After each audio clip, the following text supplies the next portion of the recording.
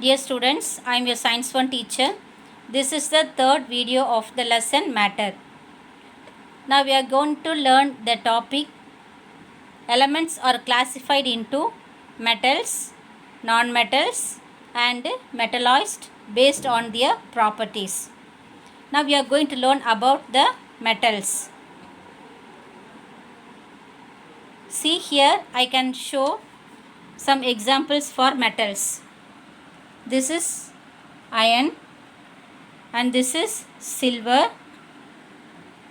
and this is gold.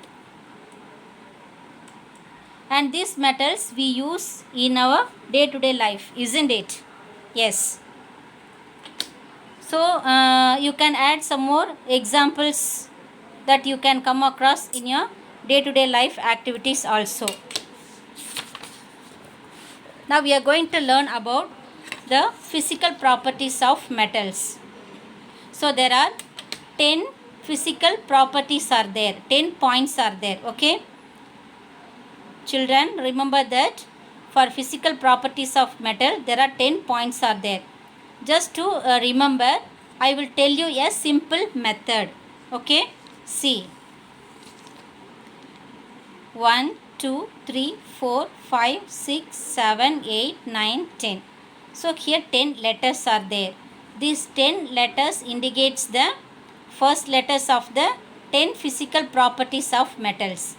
To remember these 10 points, I will tell you a simple method to remember. Listen, here suppose here I am using my name, okay? You can, instead of my name, you can use your name, okay? See, I am Arulmozhi.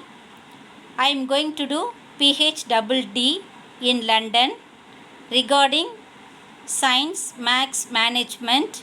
For that I am going to submit my TC. So this is the simple rhyme to remember you the 10 points of physical properties of metals. What is meant by P? P is nothing but physical state. H is hardness. D is density. The another D is ductility. This L is luster. S is sonorous. M means melting point and boiling point. Another M is malleability. T is tensile strength. C is conductivity. So dear students, follow this simple rhyme to remember these 10 points. Now we are going to learn one by one. Once again I am telling you the simple rhyme. I am Arulmozhi. I am going to do PhD in London regarding Science Max Management.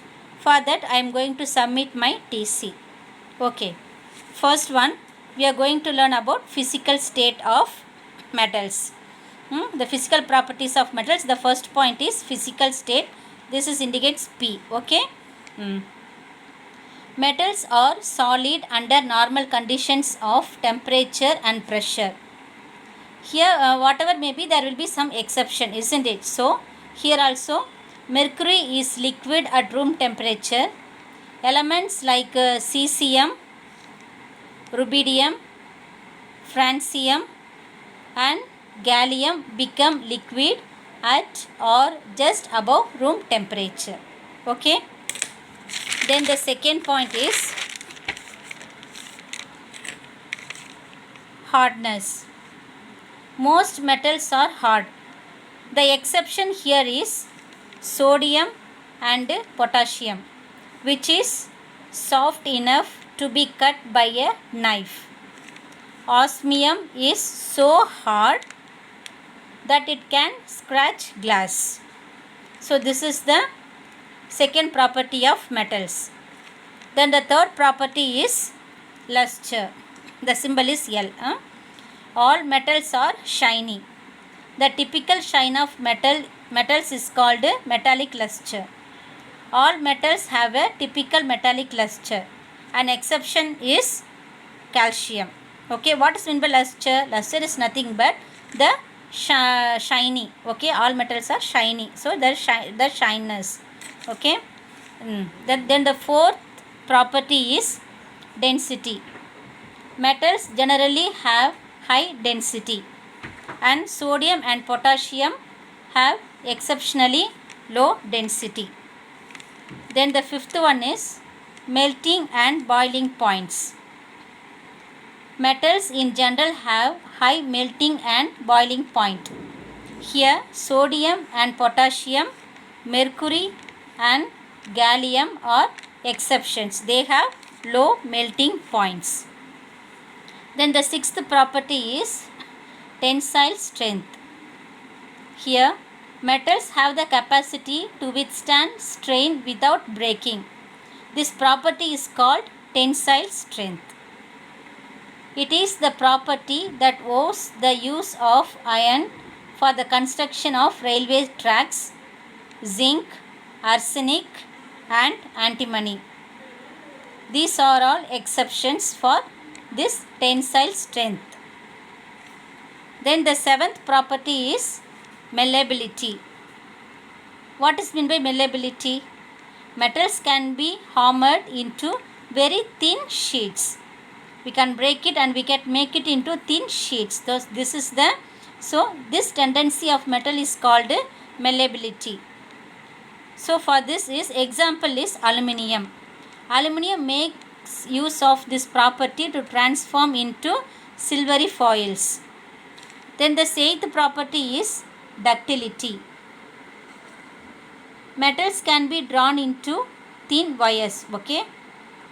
The meaning of ductility is the metals can be drawn into thin wires. The property of metals is called ductility. For example, copper wires. This copper wires you can see in our homes. We can see the wire consists of copper. So this is the copper wires. So the metals which have this property is known as ductility. And the ninth property is conductivity. Metals are good conductors of heat and electricity. Silver and copper are very good conductors of electricity. However, bismuth and tungsten are poor conductors of electricity. Then the 10th point is sonorous. On being heat, metals produce a typical sound. What is meant by sonorous? It gives a typical sound. Okay. So on being heat, metals produce a typical sound. Hence they are said to be sonorous. This property is being used in making temple bells. If you go to temple, you will see the big bells, isn't it? So these metals are used. So with the metals which have the property of giving a typical sound is known as sonorous. Do you understand, children? If you have any doubts, you can ask me. In next lesson, next video, we will learn about the properties, the same physical properties of non-metals.